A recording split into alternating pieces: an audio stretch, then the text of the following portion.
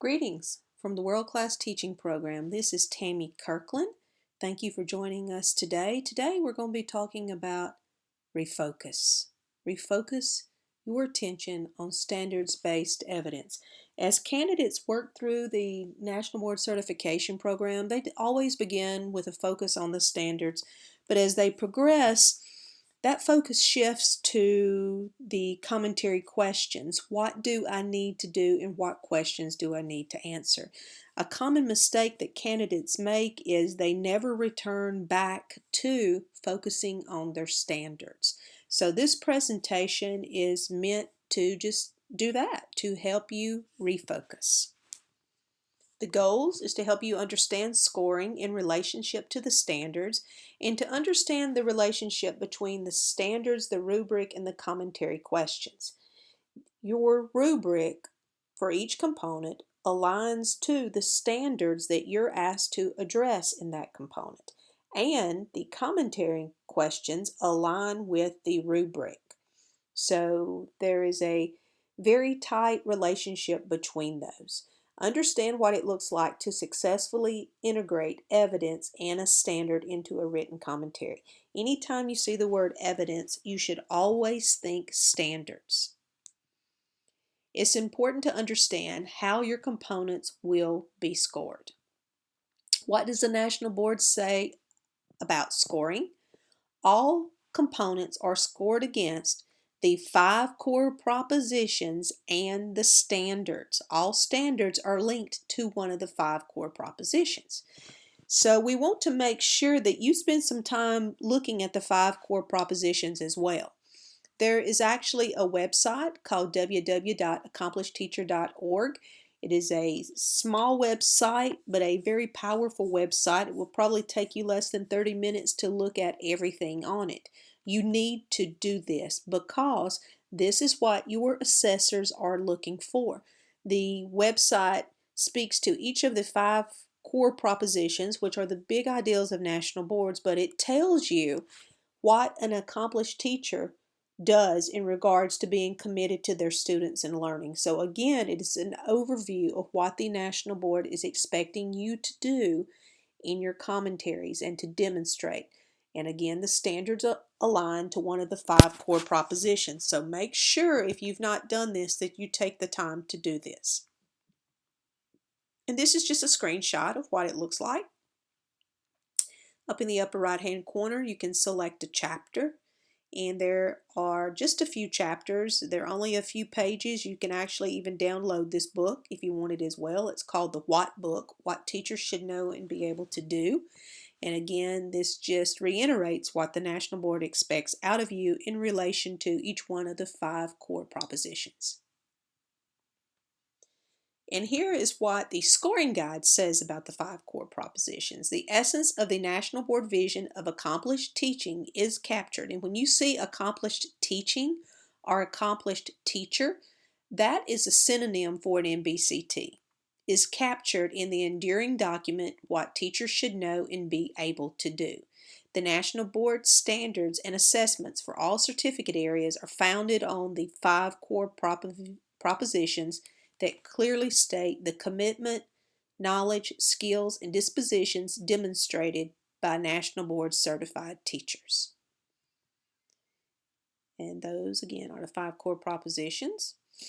Did you know that the standards for each certificate area are the sole basis for the assessment specifications that frame both the assessment center and the components? And this comes from the scoring guide as well. Looks like I forgot to put the page, but it is on somewhere between page 1 and page 3. And again, the rubrics align with the standards, and the commentary questions that you are asked to answer are opportunities to integrate standards and evidence from your classroom. Here, this is on page 3. What are the standards and their role? And again, this is the scoring guide. And this tells you that the standards for each certificate area represent a professional consensus on the unique aspects of practice that distinguish accomplished teachers in that field.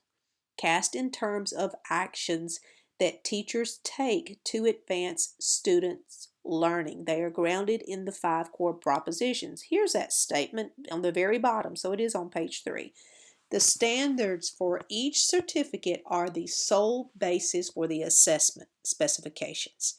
So again, the whole purpose of this presentation is to help you refocus on the criteria for the studying, for the scoring of your components and the assessment center, specifically your components for this presentation. Again, because as we said, attention shifts to what do I need to do and how do I answer the questions. But we want you to refocus before you submit and think back to your standards. So, and again, component 1, yes, standards are paramount to certification even at the assessment center. You saw that it just included that in the statement I read for you. This is in the scoring guide on page 22. If you would like to pull it up and read about how your standards impact your performance at the scoring at the component 1, you can find that on page 22 in your scoring guide. So, refocus. Again, standards are the sole basis for certification. Rubrics align with the standards, and commentary questions are designed to prompt candidates to integrate the standards and evidence. So let's refocus.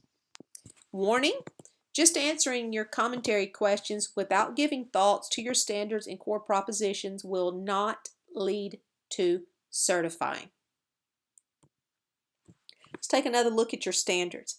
Each certificate has 10 to 13 standards. Candidates are expected to teach their state's content standards and their certificate standards. Again, what you choose to do in your components, obviously that aligns with one of your objectives that you're asked to teach in your classroom anyway. However, your assessor is not measuring your ability to teach state standards. Your assessors are measuring your ability to integrate and successfully use the National Board Certificate standards. Each component identifies the standards you should include. The standards themselves include examples of what teachers do, what accomplished teachers do, or MBCTs. So here's a look. This is an example of the Early Childhood Generalist standards measured by component 2. So when you open up your component instructions on page 1 and sometimes page 2, you will find the standards that you are asked to meet during that component. So we have a self-exam. How well do you know your standards? Have you read through your standards, every word? Have you created either a standard notebook or completed the standard organizer? Have you composed your written commentary with your standards in front of you? Have you included examples of what these standards look like in your classroom? Do your standards look like this? These standards actually belong to one of our phenomenal mentors, Ms. Beverly Brister. As you can see, she has spent quite a bit of time in her standards. Insert. Okay, here we go. Complete your standard organizers. This is available to you in the mini module standards. On WCTP 601, there is a standard organizer provided for each component that you can create, or you can create a standard notebook where you outline each standard and then use the notebook as a reference when you are working through the components. I will tell you that another way of doing this that's becoming very popular is bulleting your standards online, digitally in a word processor. So instead of writing it in a notebook, some candidates are doing it on a Word document and just bulleting it. They just find that's easier, and they print it out and use the standards to look at that as they do their writing. So it doesn't really matter what you do as long as you do one of them.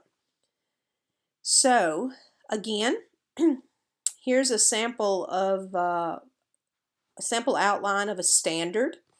This is the bulletin that I was talking about. And this is the Early Childhood Generalist, Standard 5. And you can see the way it is bulleted and outlined. And again, these are things that teachers do, accomplished teachers do. And what you do, the way you use this is, you can see this like setting clear assessment purposes. Accomplished teachers articulate purposes for their assessment. If you were integrating that into your commentary, you might say something like, I communicated with my students why this assessment was important by. You always have that by, or for example. You don't just say it, you have to explain what it looked like in your classroom.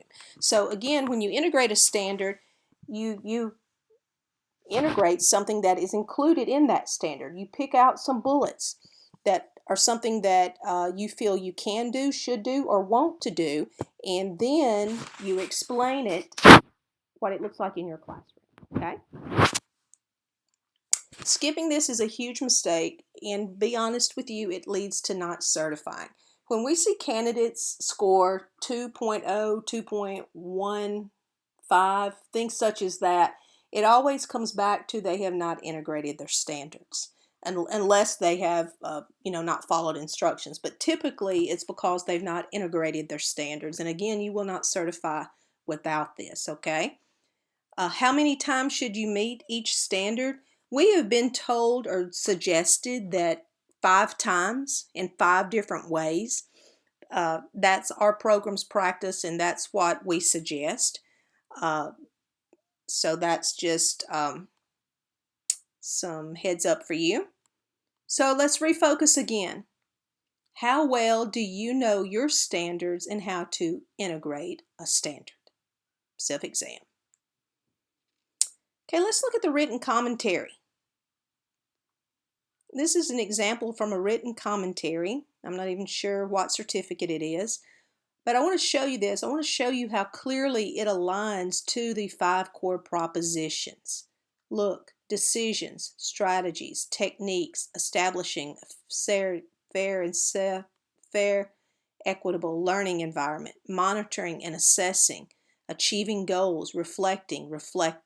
So you can just, if you really take a moment and look at your written commentary, you can see the 5 core propositions are indeed embedded all throughout your commentary questions. Very familiar terms.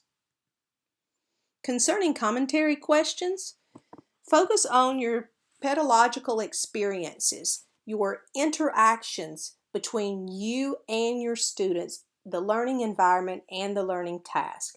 It is easier to read through the commentary by sections rather than looking at the whole commentary at one time. In WCTP 601, the assignments are what you are asked to do anyway. The only thing extra in the assignments are a planning form at the very beginning that we created just to make sure you're on the right path. But other than that, the assignments in the component modules are exactly what you have to do anyway. They're just chunked by sections to make it more manageable and doable for you. 2 things should always be beside you as you write and plan: your standards and your level 4 rubric. Questions in or out, it's your choice. But if you cut your commentary after you've taken out your questions, you will cut out answers and you will not certify. Our program's recommendation is to leave a stem of the question in place and place it in italics. That way you will not accidentally cut out evidence. If you have written too much, your mentors have been instructed not to cut for you. That's not their job to do that. They did not see you teach that. So they're not expected to cut for you. If you've written too much, I could tell you what the issue is. You've described too much. So what you need to do, number 1, stick to, as you are writing, stick to the suggested page lengths. If you are a sentence or two above or under, that is not an issue. However, if you go a page over or cut a page, that could really be a red flag for trouble. The National Board has decided how much space it takes for you to adequately answer those questions, so we suggest you follow those page lengths. That will prevent writing too much. But if you still write too much, again, you've described too much. So go back and look at your writing. Look for the description. Description doesn't certify. Descriptive writing is only purposeful in the sense it sets the stage for you to analyze and reflect. So if you've written too much, go back and look for the descriptive writing. Standards tip: your assessor does not have a lot of time, so your standards need to pop out. They should not have to hunt to see if you have included knowledge of students. Everything must flow. Do not just insert a standard if it does not fit. Suggestion for self-assessment: once you've written your written commentary, go back and color code it by those standards and see if you can identify the standards. Back when I was working with a group of students and candidates, and this was an activity I would do with my candidates when I was mentoring, and I would, we would assign a color to each standard, and we would all work on the same component at the whole time. And the conversations and the things that I overheard always went like this: oh, I have a lot of yellow. Oh, I have a lot of yellow. Oh my goodness, I don't have many purples. What is purple? What standard did we say purple was? So this is a good way just to double check yourself, okay? And again, keep that rubric in front of you. Keep it next to you as you answer your commentary questions. Because if you look at that rubric out in parentheses, it will elaborate on what they are looking for. So sometimes if you're not quite sure how to answer a commentary question, if you say, I don't know what that means, what do they want me to do? Look at that rubric and see if you can find those keywords in the rubric, because the rubric typically will expand on what the assessor is looking for. Okay, refocus. Answering commentary questions. Your questions and answers should be easy to find and flow. Use your rubrics. The commentary questions align with the rubric. The rubric aligns with the standards. Writing for national boards, we talk about this all the time. We just actually spoke a little bit about it, about describing, analyzing, and reflecting. And again, lots of commentaries do not certify because the common mistake of teachers describing more than analyzing than reflecting. So again, big emphasis on analysis and reflection. And typically, candidates think, oh, the reflection's at the end because the reflection question is at the end. Would you do anything differently? Whereas in reality, reflection is also embedded throughout the commentary. When you're teaching something and something happens in the classroom or in that lesson, and you're talking about what the students do, and then you follow that with what you did based on what the student did, that is reflection. If a lesson did not go as planned, if a student came up with a misconception and you stopped and you studied it and then you addressed it, that is reflection. So reflection is also embedded in your written commentary as well as at the end. But the bulk of your commentary is analysis. This is a good visual to show you your different types of writing.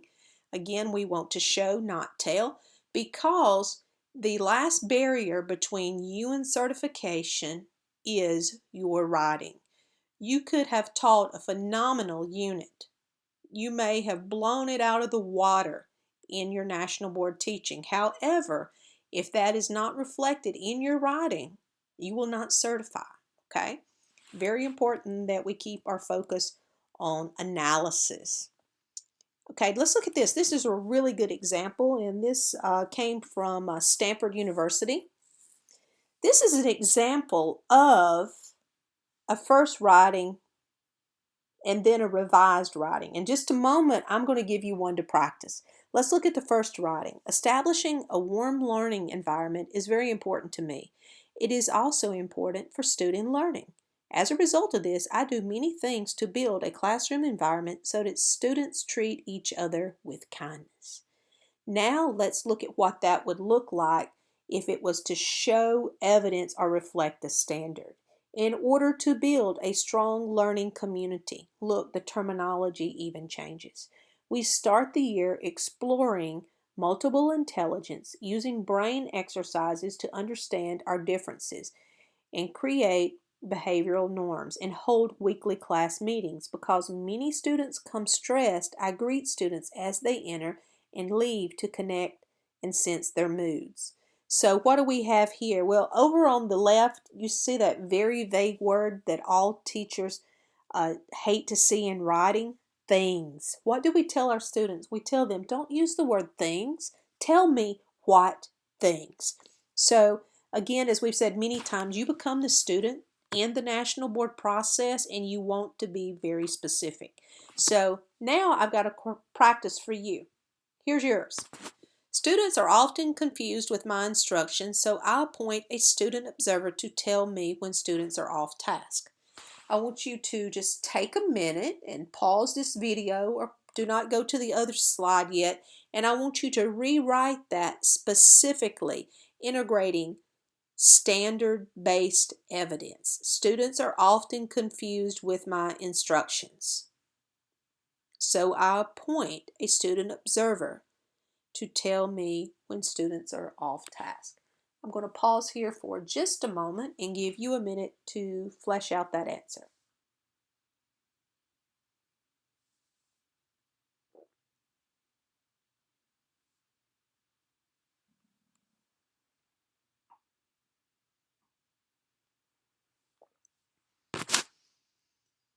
Okay, let's proceed.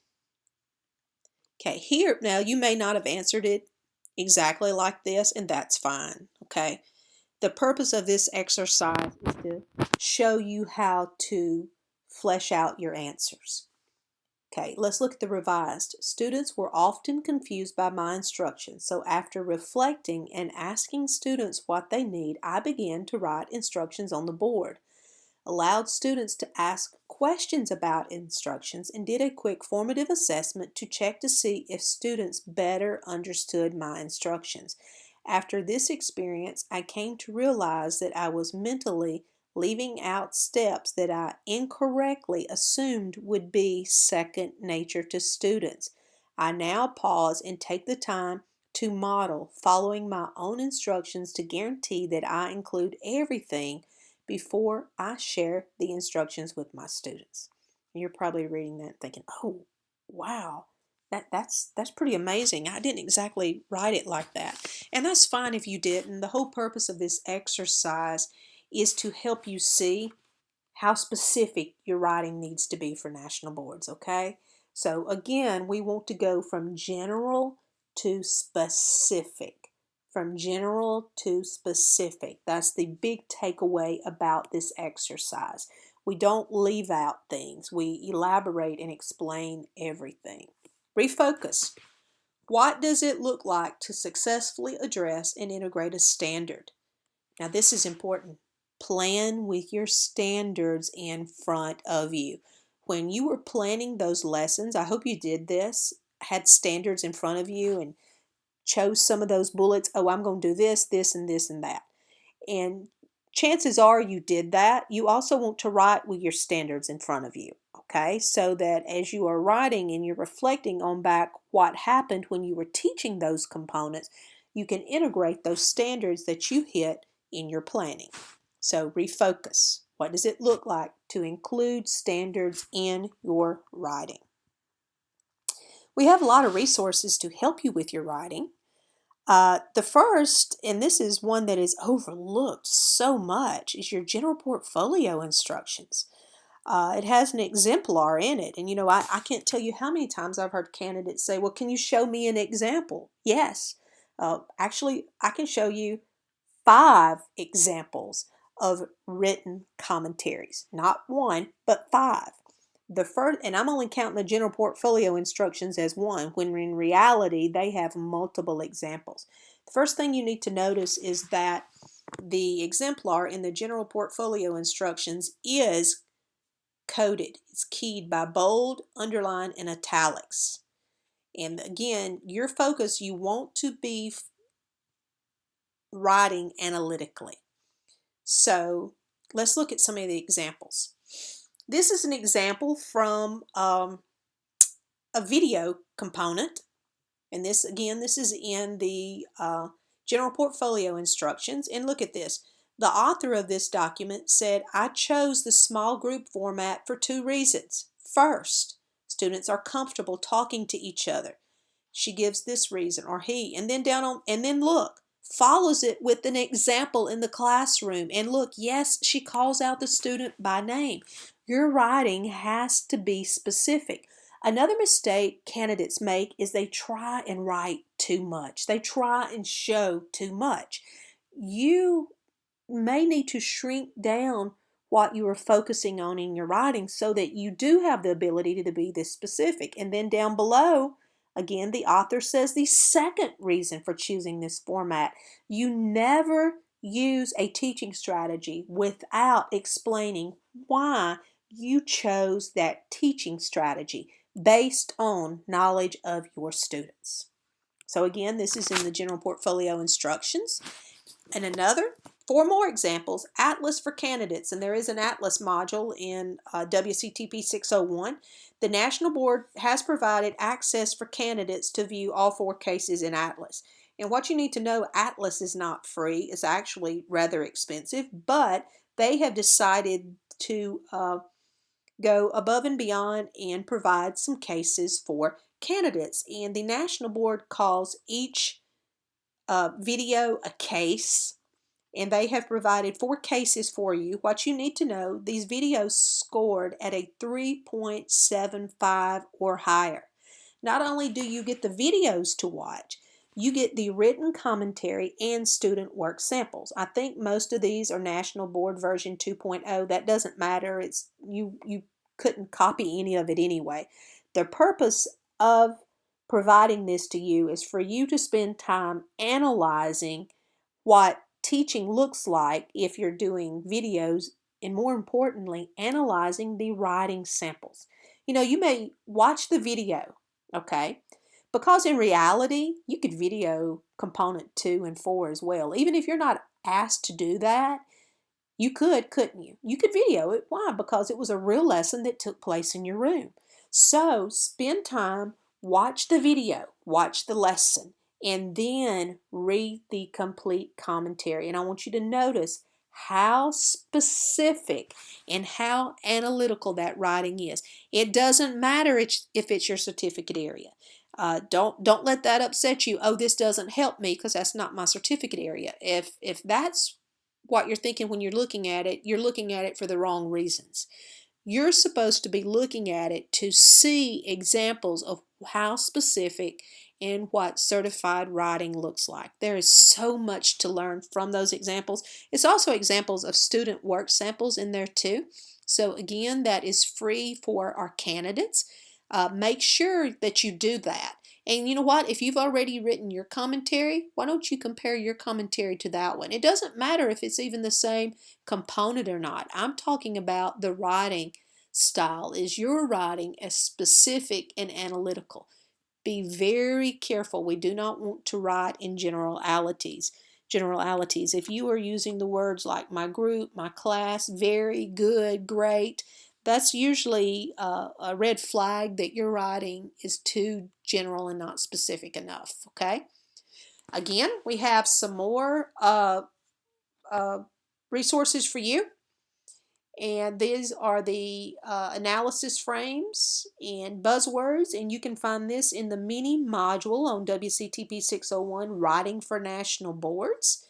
The analysis frames, these are good sentences to include in your writing that force you to be analytical. The English teacher in me would like to point out that most of them are complex sentences, but again, since my students, whatever they did, then I, knowing my students, tell how you know your students, then I, to encourage my students to do whatever you want them to, you see how it's forcing you to explain. And then we've got this document that has been around a long time, buzzwords. And I think you've got some generality, and then you've actually, I think it's for renewal, but it doesn't matter. It's still very applicable. And you can see that it is organized by knowledge of students, learning environment. It's just some good professional pedagogy terminology. Just make sure that if you use any of these that you use it correctly and elaborate on it. But again, you can find these in the Writing for National Boards module in WCTP 601. So, refocus. Use the provided samples of writing. Notice how manageable the teaching situation is that it is written about. The teachers do not try to include countless examples. What I mean by that is it's very specific, not real global. Notice how precise and personal the written examples are because they're wanting to see your classrooms, your interaction with your students. And this is a really big one. Notice how how the teachers use knowledge of students. Really, really look for how the teachers use knowledge of students. Okay?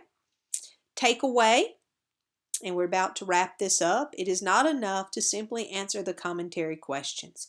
You must embed examples of how you met your identified component standards in order to certify. And again, the whole purpose of this presentation is to help you refocus before you submit that written commentary, before you go to that assessment center, to draw your attention back to the sole basis for certification is the integration of your standards. Thank you.